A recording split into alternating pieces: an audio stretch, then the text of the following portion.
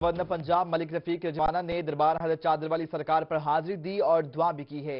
आपको अपडेट कर रहे हैं, गवर्नर पंजाब मलिक रफीक रजवाना ने दरबार हजरत चादर वाली सरकार पर हाजिरी दी है। इस मौका पर उन्होंने दुआ भी की है। गवर्नर पंजाब मलिक मोहम्मद रफीक रजवाना चादर वाली सरकार की दरबार पर पहुंचे हैं और उन्होंने हाजिरी दी, दुआ भी की है। मजीद जानेंगे नुमाइंदा रोही मजहर खान से। मजहर, कहिएगा क्या तफसीलात हैं?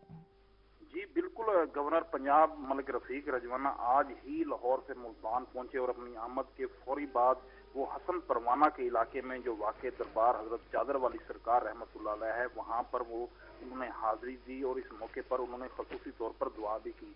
इस मौके पर उनके हमरा मेंबर सूबाई असम्बली हाजी एहसानुद्दीन कुरैशी भी थे और दीगर जो मुस्लिम लीग नून के रहनुमा थे वो भी उस वक्त मौजूद थे।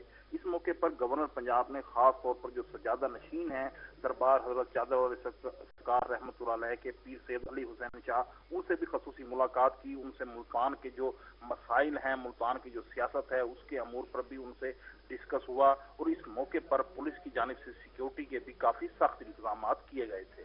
जी मजहर खान, आपका बहुत शुक्रिया, आप हमें अपडेट कर रहे थे।